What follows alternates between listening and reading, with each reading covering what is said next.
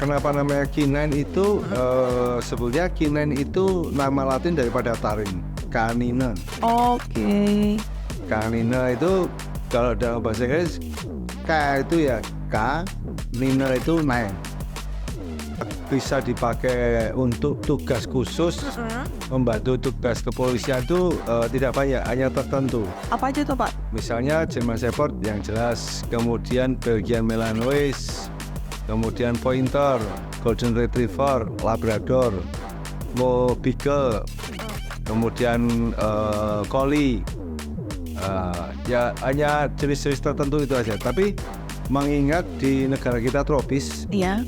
kita membutuhkan anjing yang rasnya medium, warnanya terang, kemudian gampang adaptasi. Itu diantaranya adalah Belgian Malinois dan Labrador.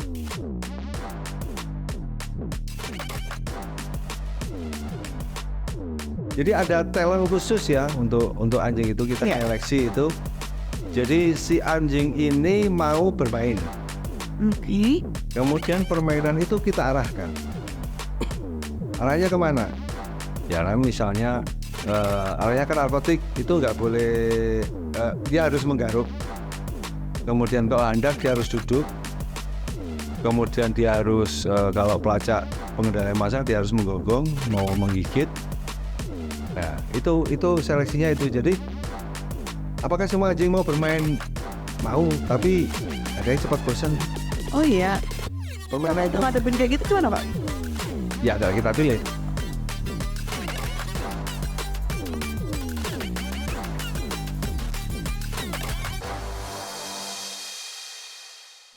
Pemirsa, kembali lagi bersama dengan Ibda Inas tentunya di edisi podcast Polri Presisi. Dan seperti biasa, Inas sudah menghadirkan narasumber yang luar biasa. Dan kalau pemirsa pernah mengetahui bahwa Polri kalau ada kegiatan biasanya juga menghadirkan ada satwa di situ. Dan sepertinya masih banyak yang bertanya-tanya sebenarnya satwa itu tuh ngapain gitu ya di situ ya. Ada anjing mungkin pada saat ada korban bencana alam ataupun pelacakan barang bukti narkoba, bom ataupun bahan peledak yang lainnya. Dan kira-kira seperti apa untuk tugasnya si anjing-anjing itu dan tergabung dalam detasemen apa, kita akan mengulik secara tuntas. Dan sudah hadir di studio podcast Polri Presisi bersama dengan AKBP Chandra Prasto. Dan selamat datang Bapak, apa kabarnya hari ini? Baik, Mbak Ines. Perjalanan ini gimana Pak? Macet nggak Pak sampai ke sini? Ya biasa nggak begitu macet. Bapak boleh tahu nggak Pak kalau misalnya detasemen anjing atau mungkin biasa dikenal dengan K9 ya Pak ya bilangnya ya. Ini sebenarnya di bawah direktorat apa sih Pak? Kita itu di bawah Direktorat Polisi Satwa, itu di bawah Kor Sabara Baharkam Polri. Oh, baik. Dan kalau boleh dijelaskan Pak, secara garis besar itu tugas-tugas dari Ditpol Satwa Kor Sabara Baharkam Polri itu seperti apa Pak?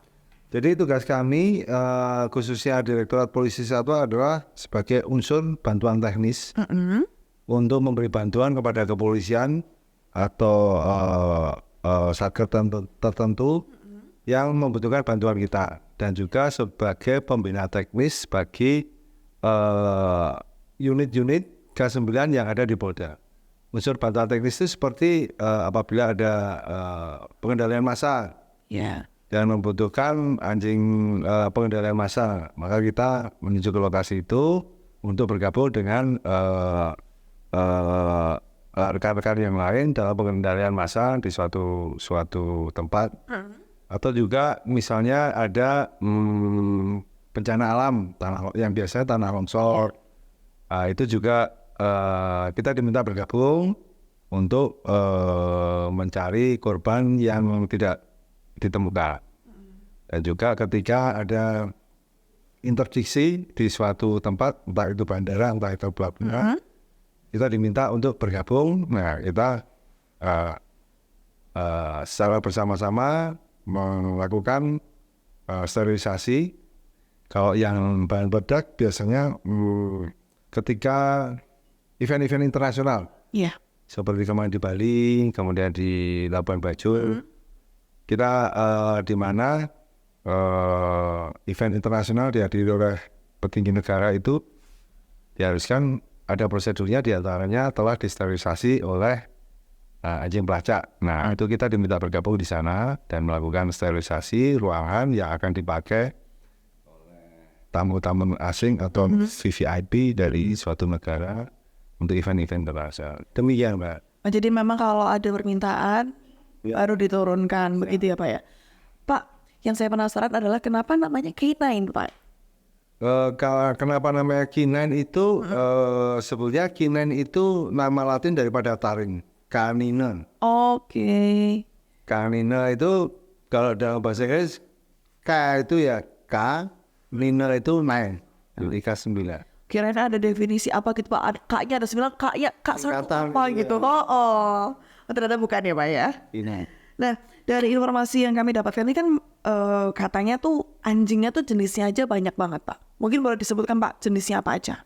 Kalau jenis itu jenis aja banyak, tapi yang bisa dipakai untuk tugas khusus membantu tugas kepolisian itu tidak banyak, hanya tertentu. Apa aja tuh Pak? Misalnya German Shepherd yang jelas, kemudian Belgian Malinois, kemudian Pointer, Golden Retriever, Labrador, Beagle, kemudian Collie. Ya hanya jenis-jenis tertentu itu aja. Tapi mengingat di negara kita tropis, Iya. kita membutuhkan anjing yang rasnya medium, warnanya terang, kemudian gampang adaptasi. Itu diantaranya adalah Belgian Malinois dan Labrador. Jadi Kalau dua jenis itu aja. Shepherd kan dia termasuk ras besar, Iya. jadi agak susah. Terus bulunya panjang. Jadi kalau Malinois bulu pendek. Ingat kita ya pasukan Amerika yang di Teluk itu kan juga memakai Belgian Malinois karena memang terbukti tahan untuk dipakai di beberapa medan di tropis. Jadi kalau kita pakai ras besar bulu panjang itu kasihan. Stres yang dia terima itu terlalu banyak. Stres cuaca, penugasan, transportasi, kemudian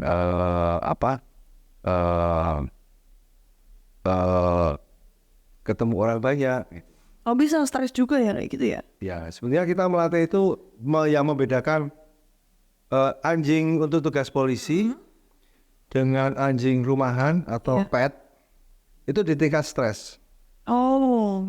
Biar kita beri stres pelatihan, powernya berganti, transportasi, kemudian penugasan, pakannya juga kadang ganti. Oh, itu gitu. stresnya banyak. Kalau anjing rumahan, cuaca nggak mendukung dia masuk, nggak mau makan tuannya ngasih makan yang enak. Jadi kita harus memaintain stresnya.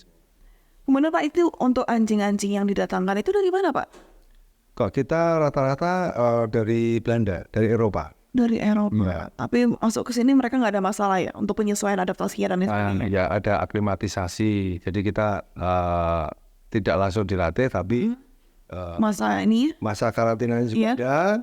Masa karantina selesai, berada dilihat apakah ada penyakit bawaan sana, penyakit menular.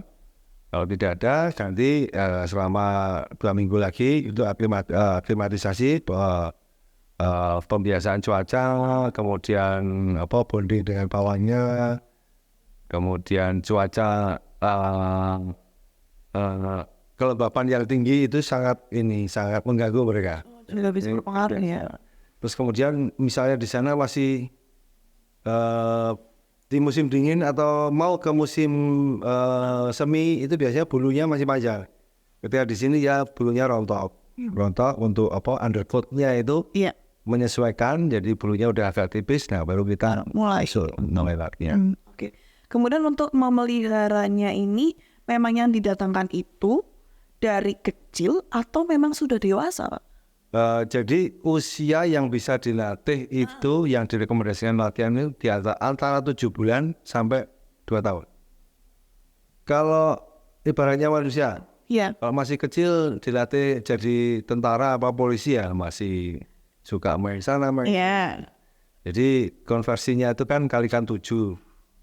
Ya, jadi umur 1 tahun sama dengan umur 7 tahun. Jadi karakternya masih bisa dibentuk. Tapi kalau 2 tahun lebih, ya karakternya udah terbentuk, agak susah untuk menjadikan dia itu seperti pelatihan yang kita inginkan. Nanti kayak udah ABG ya, kalau yang untuk 2 tahun gitu Tujuan ya. susah di atasnya itu dulu. ABG labil ya Pak ya.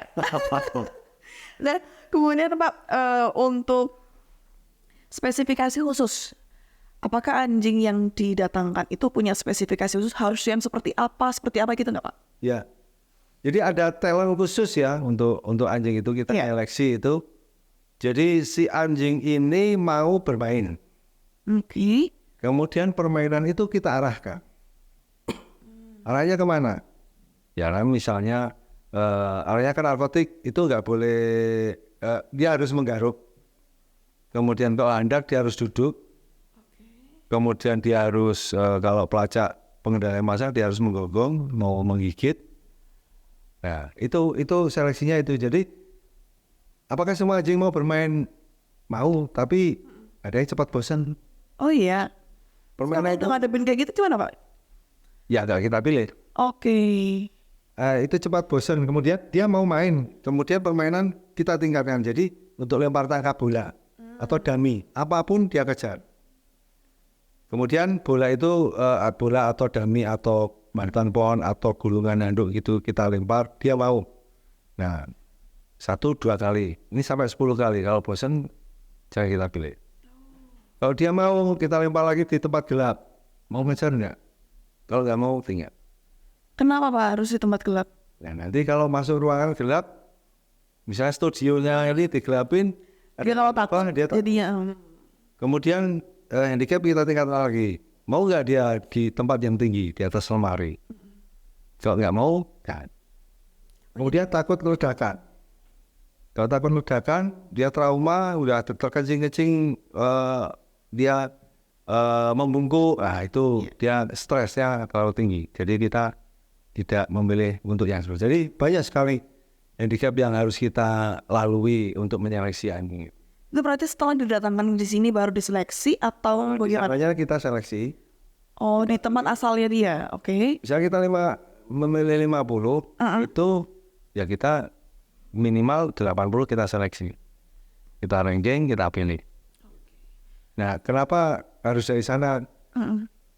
Karena di Indonesia susah milih anjing yang seperti itu. Karena ingat kan dulu kalau orang punya anjing suka gondol, sandal, itu dipukuli jadi nggak mau ya. Iya. Nah, padahal yang bagus yang seperti itu. Gondol sandalnya kita sebenarnya diambil lagi. Ini yang bagus seperti itu. Iya.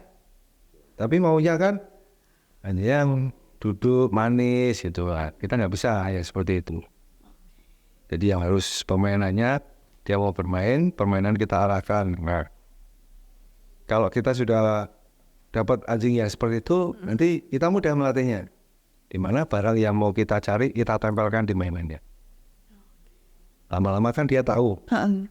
Kita Mengidentifikasi begitu ya. kita lempar, dia masih pakai visual, kita lempar di rumput yang tinggi, kemudian visualnya udah nggak dapat, dia pakai penciuman. Nggak dapat. Lama-lama daminya kita ambil, cuman kita instruksikan cari. Jadi pola indoktrinasi juga semua. Pakai bahasa itu. Ya. Oh ya, pakai atau jadi ada voice, ada suara, ada gerakan gitu. Oke. Berarti kan Fine, duduk atau sit, lay, tiarap atau down. Jadi ada tangan. Ketika jauh suara nggak cukup nggak terdengar, dia bisa melihat gerakan tangan bawahnya. apakah ada treatment khusus untuk mereka ini? Treatment khususnya ya perawatannya setiap hari dirawat, mandi, sisir, kemudian dibawa ke klinik, terus jangka waktu tertentu ada general check up, ambil darah seperti kita itu kan rikes sih, ambil darah, fungsi hati, fungsi ginjalnya, darah umum, kemudian ronsen juga di USG, dan secara berkala juga dibawa ke klinik. Kita ada kliniknya, ada rumah sakit hewan Polri-nya di Kelapa-Duan, Bandung juga. Dan untuk misalnya relaksasi kan mungkin kan capek ya Pak ya, lari-lari sana sini, latihan dan sebagainya. Ada nggak Pak? Mungkin ada pijat khusus buat si anjing itu? Pijat khusus belum ya. Tapi kolam renang ada. Oh gitu. Mungkin ya lebih ke fisioterapi untuk sistem gerak ya untuk malang-malang ini. Tapi ada kita. Kalau untuk relaksasi ya selesai latihan biasanya mereka dibiarkan untuk bermain dulu. Atau sebelum latihan mereka bermain dulu. Oh, jadi tetap diberikan waktu Ya, untuk mereka. kemudian setelah latihan langsung masuk karena dia harus menyerap memori yang terakhir.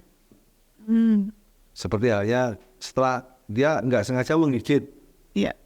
nggak boleh langsung masuk kandang, harus di treatment dulu. Oh, treatmentnya seperti apa, Pak? Ya dilatih sit down, jadi ketaatannya dibangkitkan lagi, baru masuk kandang. Kalau begitu kita langsung masuk kandang, langsung gigit lagi. Jadi dia ingatan terakhirnya itu. Kayak dipulihkan kembali ya, Pak ya? Seperti halnya setelah latihan pengendalian massa kan wigit sana wigit sini. Nah, harus dilatih ketaatan dulu. Sit down beberapa saat, dia mampu, dia bisa, dia ingat kembali, baru masuk. Oke. Jadi treatment ya kalau dibilang treatment khusus, karena kita udah terbiasa ya khusus mana umum mana jadi lebih ini apa tidak spesifik untuk kami. Lupa itu mana khusus mana umum. Baik. Bapak boleh diminum dulu loh, Pak. Sambil kita nanti rehat dulu. Kita nanti akan kembali lagi dengan perbincangan yang lebih seru lagi tentunya tentang K9 ini ya, Pak ya. Dan kita akan kembali lagi tetap di podcast Polri Presisi.